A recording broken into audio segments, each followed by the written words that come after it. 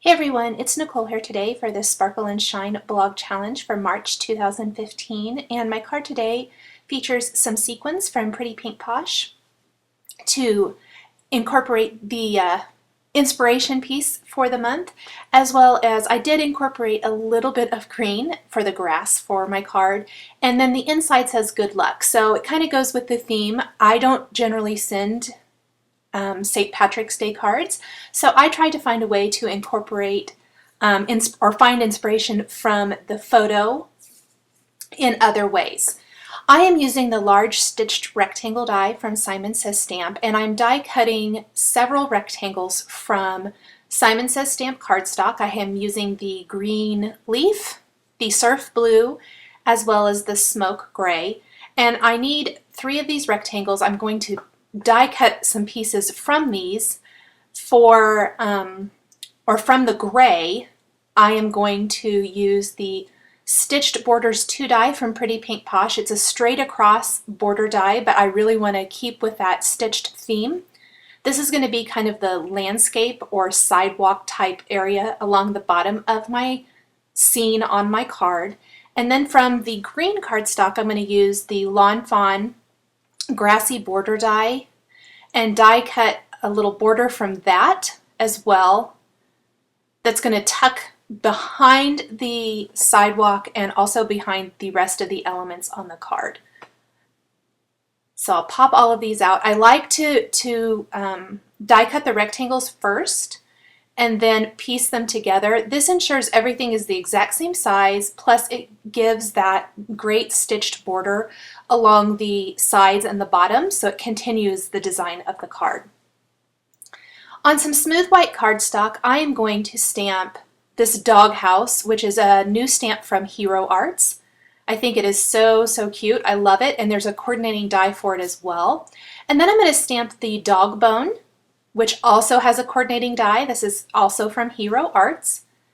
And then I'm going to use this cute little dog from a Simon Says stamp set and stamp it and color all of these in with Copic markers. I'm stamping all of them with Memento Tuxedo Black ink. I missed a little spot. There's a little bit of fuzz on my stamp, so I'm going to go ahead and stamp this image again so I get a clean, crisp image. What I love is that this dog is the right size, I think, in proportion to the rest of the elements on the card, and he fits with the whimsical kind of look of the doghouse and everything, and just really fun. I'm going to go ahead and color my doghouse first. I purposely kind of left my paper at an angle there while I was coloring in my doghouse. The doghouse is going to provide a pop of color on my card, where I've started the scene and kept with a blue sky and the green grass and everything. The dog is going to be pretty neutral in color as well, so the doghouse is going to provide that big pop of color to add interest to my card. I'm using R27 to color in the doghouse. This is my base color. And then a little darker red color here, and I'm tracing over the actual stamped lines to build in that shadowing and the gradual look and shading and color to really add interest. Kind of add a little bit more of that dark there as needed. Then I'll go back with R27 and blend any of that out that has too harsh of lines where you can really tell the difference from one color to the other. Go ahead and finish blending all of that out. Once I have it kind of how I want it, I did grab a brown or a dark gray marker, or this might be a brown, I can't tell. And it was E79, and colored in the little nail holes there on the doghouse. And then I'm going to add that darkest color to the roof of the doghouse and go back in with E57 and blend that out. Really make sure I get it blended nicely. Then I'm going to go ahead and take that brown marker and just add a little bit more shadowing and dimension to the red portion of the doghouse. This will really give it some nice texture and things like that. I'm using some really light warm gray markers, the 0001 and or pardon me, the 00, the 1, and the 3 in the warm gray color family to color in the dog bone.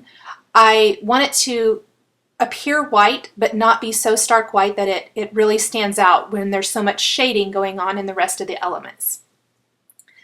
I'm going to color the dog collar red to keep kind of with that pop of red color.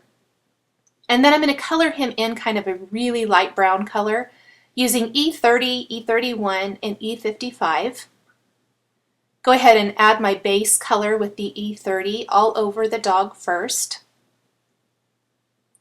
Once I have that base color down, I can go back in with my E31 and slightly start darkening up certain areas of the dog, especially like around the legs, underneath the head, ears, and tail, things like that. Then I can go in with E55 and add even more depth and dimension. Again, concentrating around those areas where there would naturally be some shading.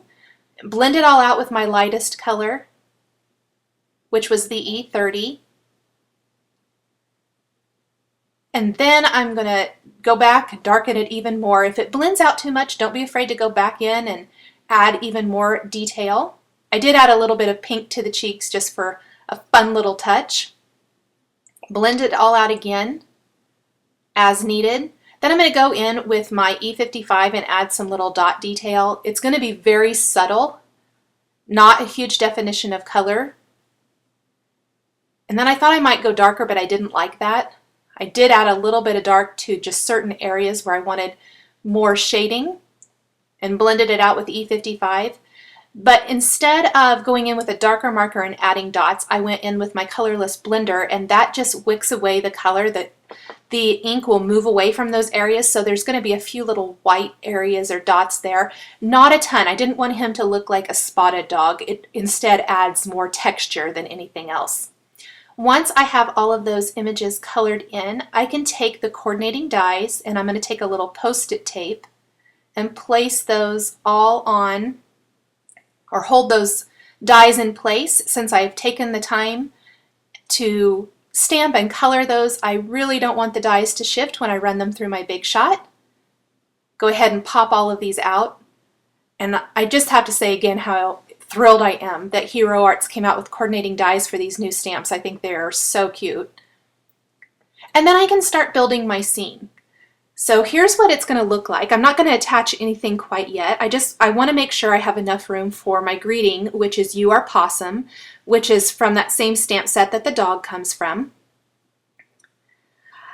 I'm going to stamp Hi Friend from that same stamp set right there on the dog house. I love how it fits right there. I think that's a cute little way to add a little customization to the dog house. Then I'm going to take the You Are Possum, ink it up with the Simon Says stamp black dye ink, and then I'm going to stamp that right here on my card. Nothing is attached yet, so I can kind of move things out of the way and adjust them as I need to. Go ahead and press that in place right on my sky background. And then I can start putting it all together. One thing I didn't show is I did die cut a couple of chevron clouds using a Simon Says stamp die. These are just cloud designs, but they have a little bit of a chevron design that embosses with the die cutting. And it's really subtle, but I like how it adds that little bit of texture. I thought the sky needed a little something with the cute little doghouse and everything going on around the bottom edge of the card. I wanted just to fill in that empty space and really make it look like a blue sky. Now I'm trying to figure out where exactly to place that doghouse. I don't want it to overlap my greeting at all. And I'm going to end up trimming off just a little bit of it when I get it right where I want it to go so that you can still read the greeting and it doesn't take away from that at all. Get it lined up with the sidewalk or little landscape piece. I'm tucking those white edges underneath. Then I can go ahead and attach the dog and the bone. I am going to attach the dog with some foam adhesive just for a tiny bit of dimension. I'm using a little Scotch foam adhesive here, just a couple of pieces to make him pop up. Then I'll tuck that bone back behind him, kind of hanging out of the doghouse. So there is that. I'll just add a little adhesive. The only thing popped up down here is the dog, and then with the clouds I'm going to attach the larger one directly to this blue stitched rectangle. Then I'll use foam adhesive for the second one to kind of round out the design and add dimension to that top right corner of the card. Now what I wanted to do to add embellishment and sparkle and interest is create a scattering of sequins throughout my card design. I'm going to go ahead and trim off anything that's overhanging this stitched rectangle panel, and then I'm going to take Pretty Pink Posh sequins in Sparkle Clear in both the 6mm and 4mm size, and then the 6mm Aquamarine and the 4mm Cobalt Blue, and attach these with some bling glue dots. And I love how the sparkle and shine of these sequins adds a lot of interest to the card, texture, but without the bulk. So it still remains fairly flat. Sequins are just such a great go-to embellishment for so many card making needs. Whether you're making a shaker card and using tons of sequins, or you're doing something like this where you're only creating a small scattering of sequins, they add to the card and really give it that nice, complete, finished look. I'll go ahead and attach that panel then directly to my card base, and my card is just about done. I realized I forgot the little dog tag on his collar, so I used the Wink of Stella silver glitter brush marker to color that in, and then added detail to the dog's nose with a black gel pen, which really makes it pop. And the last thing I did was take some Pretty Pink Posh medium silly eyes and glue them in place with some Ranger matte medium. They just add a really fun, whimsical look to the card. I did add a good luck phrase and a paw print on the inside that I didn't videotape. You can see that here. I hope you've enjoyed this video showcasing Pretty Pink Posh sequins for the Sparkle and Shine Challenge blog for March 2015. The supplies I've used are listed and linked below the video on YouTube. Thanks for watching, and we'll catch you next time.